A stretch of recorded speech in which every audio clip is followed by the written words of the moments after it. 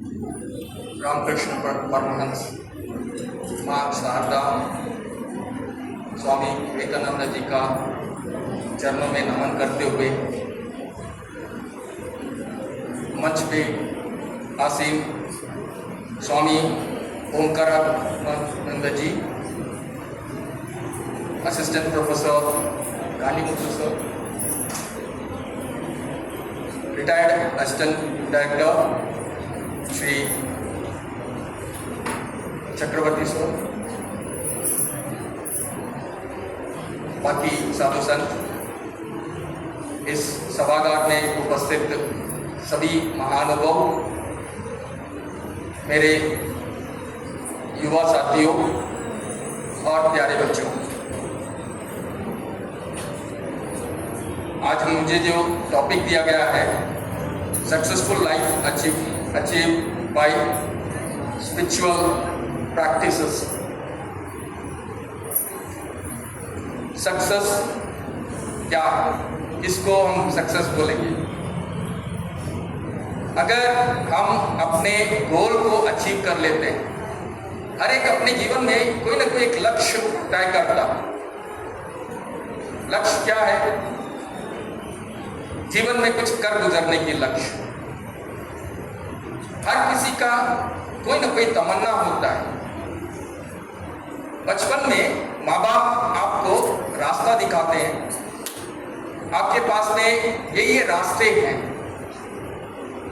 उसमें बचपन से आपकी रुचि के अनुसार, आपके इंटरेस्ट के अनुसार आप एक लक्ष्य तय करते हैं।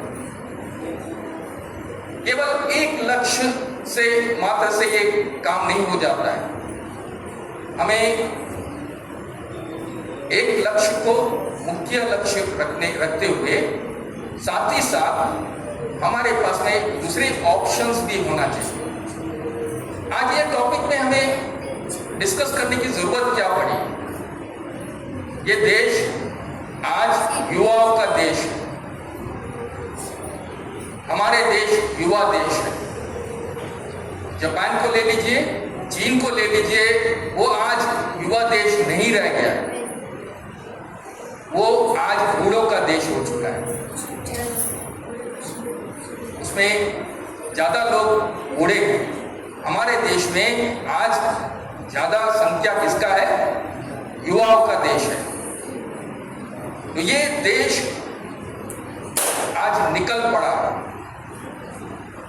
लक्ष्य की ओर निकल पड़ा है, कुछ कर गुजरने के लिए निकल पड़ा है। हमारे पास में आज ऊर्जावान युवा है, लेकिन कुछ कमी देखी जा रही है।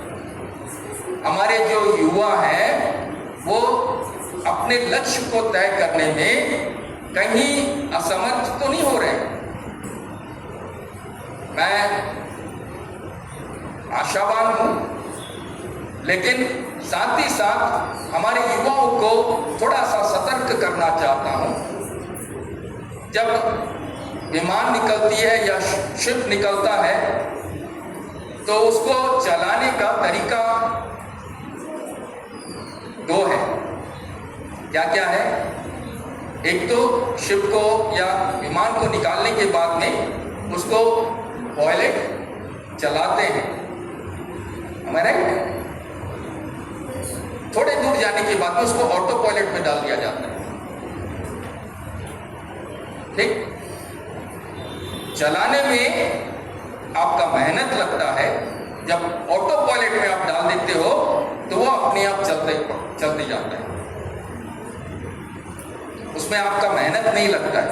बीच बीच में आपको खाली ये देखना पड़ता है कि वो सही रास्ते में जा रहा है कि नहीं जा रहा। और एक सिस्टम है, अगर आप शिप को निकाल के छोड़ दो, हवा जिस ओर उसको बहा के ले जाए वैसे बहते हुए चले जाए, राइट? तो हमें कौन सा रास्ता चुनना चाहिए? हमें एक गोल तो सेट करना है, उसमें ऑटो पायलट डाल के छोड़ दें, राम भरोसे मेहनत करना है, हमेशा सतर्क रहना है, हमारे गोल को सेट करके उसके अनुसार हम लोगों को मेहनत करते रहना है। हमारे जो युवा वर्ग है आज ज्यादातर अपने आप को फोन में बिजी रखते हैं। हमारे ज्यादा समय किसमें बिताते हैं? हमेशा वो हमारा लाइफ का एक पार्ट बन चुका है। बगैर फोन का थोड़ी देर के लिए भी हम नहीं रह सकते हैं, राइट? एक समय था युवा वर्ग जब फोन नहीं था, टीवी नहीं था, तो अपने जो विद्यालय के समय है या कॉलेज के जो समय है उसके बाद की जो समय होती थी उस समय को ग्राउंड में खेल कूद के साथ में बिताते थे। अन्यथा लाइब्रेरी में जाके बुक्स पढ़ा करते थे। ज्यादातर समय आपस में डिस्कस करके कुछ न कुछ रास्ता निकालने का प्रयास करते थे। लेकिन आज हमारा युवा कुछ लोग, कुछ युवा वर्ग जो थोड़ा सा रास्ता भटकता हुआ मेरे को दिखाई दे रहा है और उसको थोड़ा सा सुधारने की जरूरत है, क्योंकि ये देश आज निकल पड़ा है। एक समय में हमारा अर्थव्यवस्था 10वें स्थान पर थी, आज हम 5वें स्थान पर पहुंचे हैं और 3 सालों में हम 3वें स्थान पर पहुंच जाएंगे। और हमने एक लक्ष्य तय किया है 2047 तक का इस देश को एक विकसित देश बनाने का। तो हमें अपना गोल सेट करना है। जब तक हम एक गोल सेट करके नहीं चलेंगे, अपना एक लक्ष्य तय करके नहीं चलेंगे, तो हमें उस लक्ष्य को पहुंचने में दिक्कत आ सकती है। हमारे देश के युवाओं में कमी कुछ नहीं है। हमने दुनिया को कर दिखाया। हमारा ये जो युवा वर्ग है ये अपनी क्षमता से आज पूरा विश्व को फतह कर चुका है। यूएस में चले जाइए, वहां पे नासा में काम करने वाले 25 to 30% जो लोग हैं वो इंडियन है। सॉफ्टवेयर इंजीनियर्स हमारा अराउंड 40 to 50% हमारा वहाँ पे सॉफ्टवेयर इंजीनियर्स हैं। डॉक्टर्स हमारे वहाँ पे भरे पड़े हैं। पूरे विश्व में हमारे नर्स का डिमांड बहुत ज़्यादा है। अगर आप मिडिल ईस्ट ले लें तो वहाँ पे आपका इंडियन अगर काम करने के लिए जाए, कोई भी काम जो स्किल्ड लेबर जाता है, तो उनका स्वागत ज़्यादा होता है कंपैरेटिवली पाकिस्तान या बांग्लादेश या श्रीलंका वैसे देशों से ज़्यादा। अगर कहीं पे डिमांड ज़्यादा है, क्योंकि हमारे जो लोग हैं मेहनती है, ऊर्जावान है, ईमानदार हैं और अपना जो काम है उसको अच्छे से करते हैं। तो इस वजह से हमारे लोगों का डिमांड वैसे मिडिल ईस्ट में बहुत ज़्यादा है। तो जब हम आज तक इतना कुछ कर दिखाए और आगे भी हम कर सकते हैं, हमारे पास बहुत सारे उपलब्धियां हैं और इसके साथ ही साथ हम अपने लाइफ को पर्पसफुल बनाएं।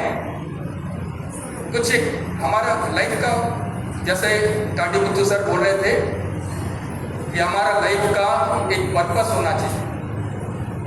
पैदा हुआ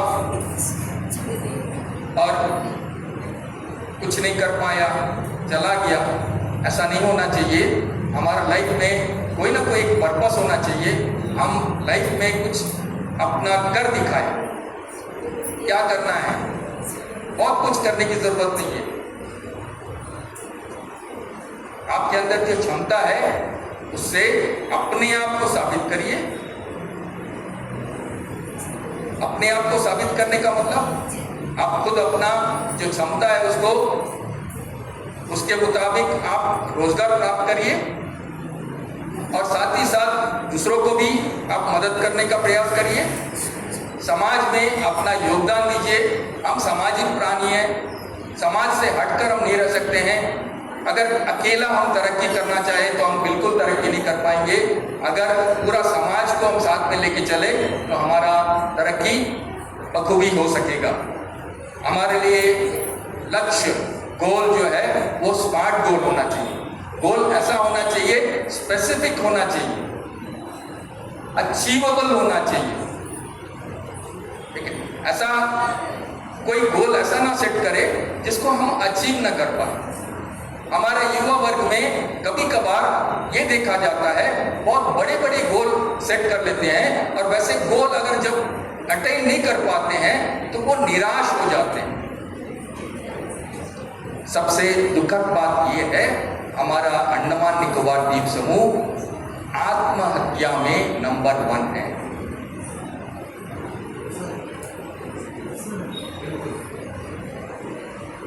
पूरे भारतवर्ष में आत्महत्या करने वालों में संख्या अंडमान निकोबार का सबसे ज्यादा है। अगर इसका वजह यह है कि हम जो लक्ष्य तय करते हैं या हमारा जो आकांक्षा होता है, अगर वो पूरा नहीं हो तो हमारे जो युवा वर्ग है या कोई भी बड़े बुजुर्ग उसको सहन नहीं कर पाता है। ये एक इशू है, इसको रिजॉल्व किया जा सकता है। इसको रिजॉल्व करने का तरीका क्या है, अगर ये पूछे तो हम आपको यही सजेशन देंगे कि हमारा जो स्पिरिचुअल लाइफ है वही हम लोगों को सही रास्ते में ले जा सकता है। स्पिरिचुअलिटी से हम जब जब दूर जाते हैं, स्पिरिचुअलिटी है क्या? अपने आप को जानना, ईश्वर के मार्ग में चलकर अपने आप को जानना, अपने आप को सच्चे रास्ते में रखना, कभी अपने नजरों से नहीं गिरना। हमारा धर्म में ये बोला गया है, कोई किस्म का पाबंदी नहीं है हम लोग। आप फलाना दिन में मंदिर जाना है, आपको फुल फ्रीडम दिया गया है। मंदिर में जाते हैं हम, कोई भी मंदिर में जाए, मंदिर में किस लिए जाते हैं? आप अपने मन की शांति के लिए जाते हैं। हमारे जो मंदिर का बनावट है कैसा है, कोई भी जा सकता है। मंदिर के अंदर घुसने के साथ में आपको सुंदर मूर्तियां दिखेगी, आपको आकर्षित करने वाली मूर्तियां रहेगी, अलंकृत मूर्तियां रहेगी। घंटियों की, जब आप घंटी बजाकर अंदर जाते हैं तो आपका मन एकाग्रित हो जाता है। आप जब अंदर जाने के बाद में आपका इतना सुगंधित वहाँ पे फूल, अगरबत्ती, वैसे संसाधन इस्तेमाल किए जाते हैं, आपकी पांचों इंद्रियां एक जगह एकाग्रित हो। जब आरती उतारी जाती है तो वो दिया आप जब देखते हो तो आपका मन एकाग्रित हो जाता है। आप अगर मंदिर में 5 मिनट के लिए बैठ के उठे तो आपका मन शांत हो जाता है। मन विचलित है, हमेशा एकाग्रित नहीं रहता है। मंदिरों में आने से हमारा मन एकाग्रित हो जाएगा। हर दिन हमें पूजा करना चाहिए। हमारे जो बड़े बुजुर्ग हम लोगों को रास्ता दिखाए हैं उसके अनुसार चलना चाहिए। कोई हार्ड एंड फास्ट रूल नहीं है। हम अपने मन से हर चीज को प्राप्त किया जा सकता है। आप अभी यहाँ पे देख सकते हो, आपको आंखी का सामने आपसे बाहर कुछ दिखाई दे रहा है, लाइट दिखाई दे रहे हैं, फैन दिखाई दे रहा है। ये अगर आप आंख बंद कर लो तो वो नहीं दिखेगी, लेकिन मन का आंख से आप महसूस कर सकते हो हर चीज को।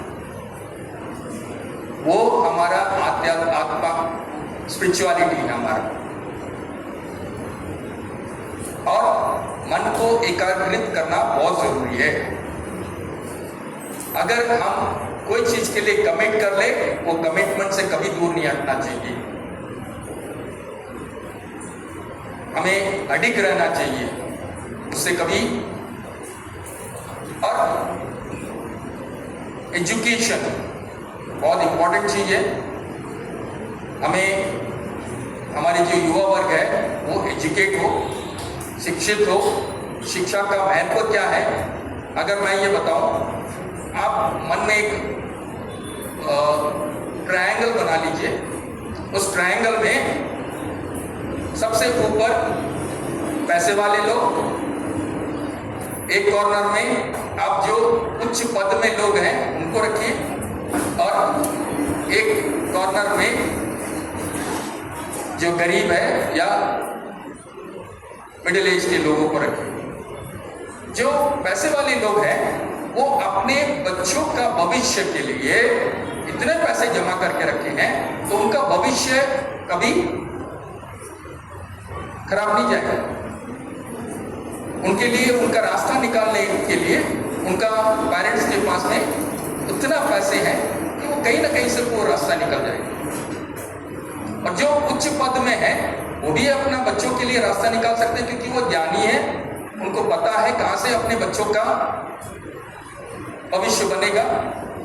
लेकिन जो गरीब और जो मिडिल क्लास के लोग हैं उनको अपने जीवन में अगर तरक्की पाना है तो एक ही माध्यम है, वो है शिक्षा। अगर हम शिक्षा प्राप्त करेंगे वो भी गारंटी नहीं है कि हमें कोई जॉब मिलेगी। शिक्षा प्राप्त करेंगे तो हमारे लिए एक रास्ता खुलेगा, हम जिंदगी में आगे बढ़ सकेंगे। तो शिक्षा बहुत जरूरी चीज है। और स्वामी जी ने ये कहा है, हमारे बीच बहुत सारे कॉलेज के स्टूडेंट्स हैं जो टेक्निकल एजुकेशन प्राप्त कर रहे हैं, यहाँ पे कंप्यूटर एजुकेशन प्राप्त कर रहे हैं, टेलरिंग सीख रहे हैं, जो स्किल अपना डेवलप करने का प्रयास कर रहे हैं। अपना जो रेगुलर एजुकेशन के साथ साथ स्किल को भी बढ़ावा देना है। स्किल हमारा दो प्रकार का होता है। आप डिस्कवरी चैनल देखते होंगे जिसमें ट्रायल ड्रिल्स आते हैं जो हम लोगों को सर्वाइवल स्किल सिखाते हैं। अगर जंगल में अगर भटक जाए हम तो हमें कैसे अपने आप को बचाना है वो सिखाया जाता है।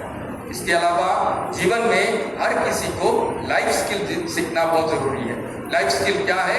हमें हर एक कार्य आना चाहिए, साइकिल चलाना आना चाहिए, अगर हमारी कमीज की बटन टूट जाए तो हमको सिलाई करना आना चाहिए, ठीक है, हर एक खाना पकाना आना चाहिए।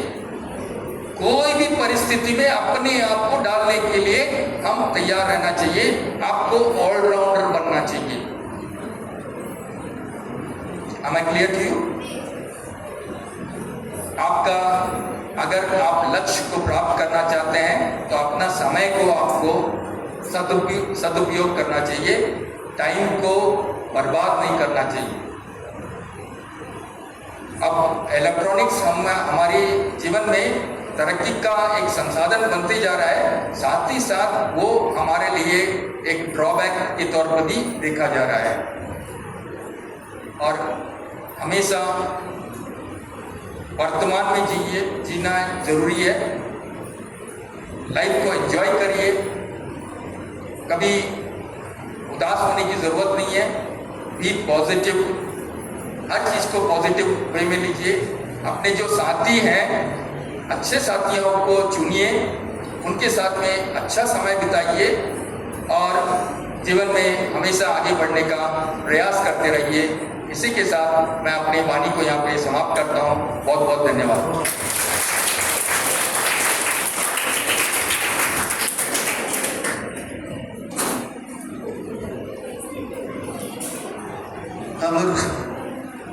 Mr. S.P. Valchesian, Senior.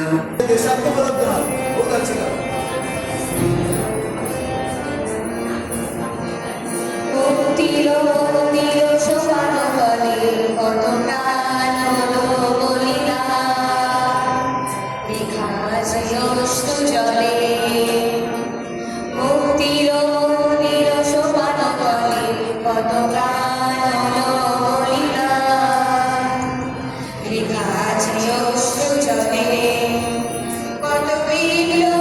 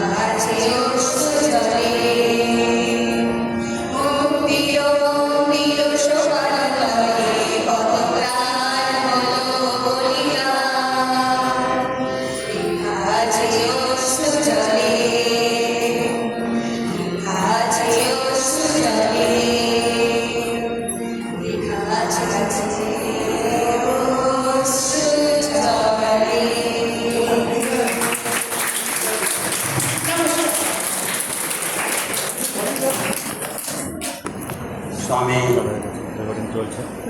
ओंकार जी सेक्रेटरी आरके मिशन पोर्टल के अन्य हमारे सभी आदरणीय स्वामीगण, शारदा संघ की सम्मानित बहनें, मंच पर विराजमान London assistant professor economics general portal doctor Kandi Muthu ji, Shri Cherian ji, faculty member, state institute of education portal, इस सभागार में उपस्थित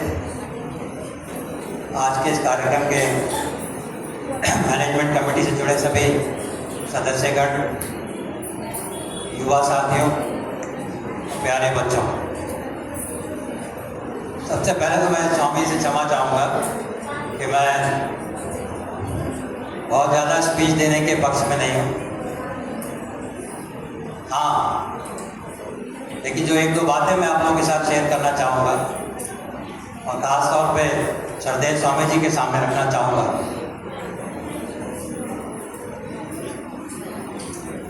ख़ास तौर पे मैं आरके मिशन पोर्ट ब्लेयर को जितना कहूँ कम है कि आज जो है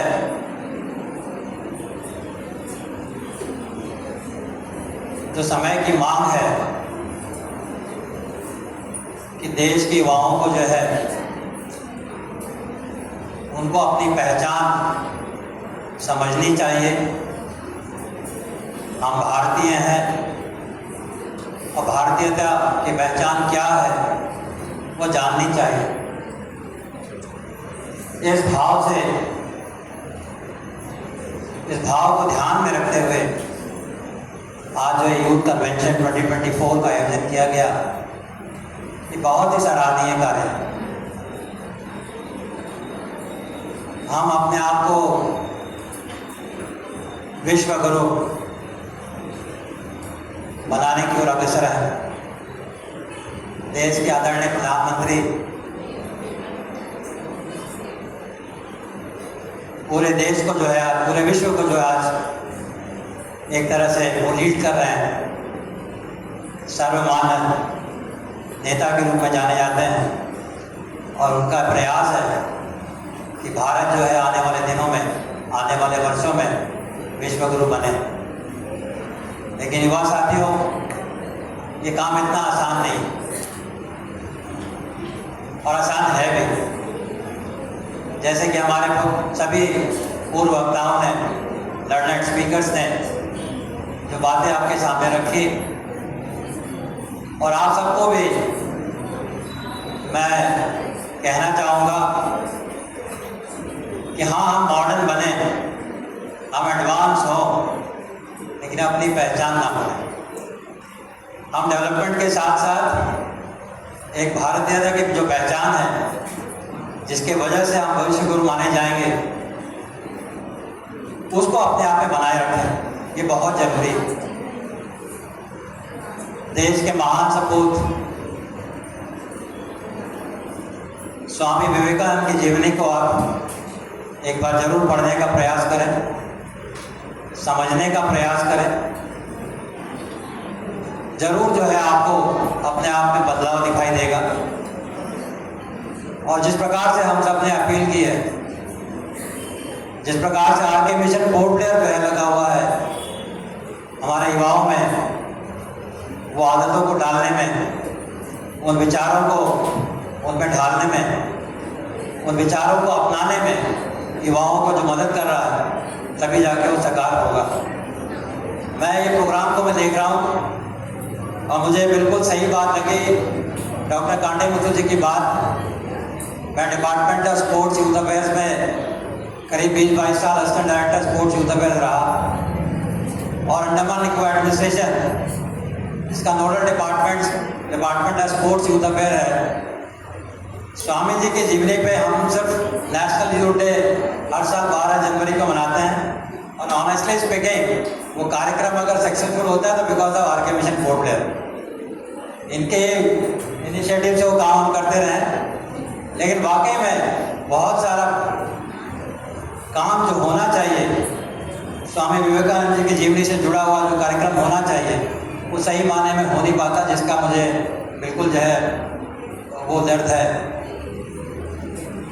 मैं स्वामी जी के सामने एक छोटा सा प्रपोजल रखना चाहता हूँ कि ये जो यूथ कन्वेंशन कार्यक्रम है, एक बहुत छोटा सा कार्यक्रम आपने किया, बहुत ही मीनिंगफुल कार्यक्रम है। हम इसको एक अलग लेवल पे कार्यक्रम कर सकते हैं। हमारे पास एक से एक लोग हैं, एक से एक स्पीकर है, इसमें से आपने आज देखा कांडे में तो जैसे सर लोग हैं, और भी लोग आपको मिलेंगे। डिपार्टमेंट क्या करता रहा, क्या करेगा, उसको छोड़ देते। हम अपना एक प्रोग्राम बनाते यूथ कन्वेंशन का, यूटी लेवल का। तमाम जितने भी हमारे कॉलेजेस हैं उन सबको स्टूडेंट्स को इनवाइट करते हैं, डी ब्रेड जैसे ऑडिटोरियम में कार्यक्रम करते हैं, और वो एक कार्यक्रम जो है एनुअली करते हैं। हम लोग जैसे लोग जो रिटायर्ड हैं, आरके मिशन को इस प्रकार के कार्यक्रम को आयोजित करने में जो भी हमसे बन सकेगा, उसकी रूपरेखा बनाने में, किस प्रकार का वो कार्यक्रम हो, क्या क्या उसमें जो है हम लोग प्रोविजंस करें, ताकि वो थोड़ा सा स्पीच के साथ साथ और थोड़ा एंटरटेनमेंट भी हो जाए और मैसेज भी जाए।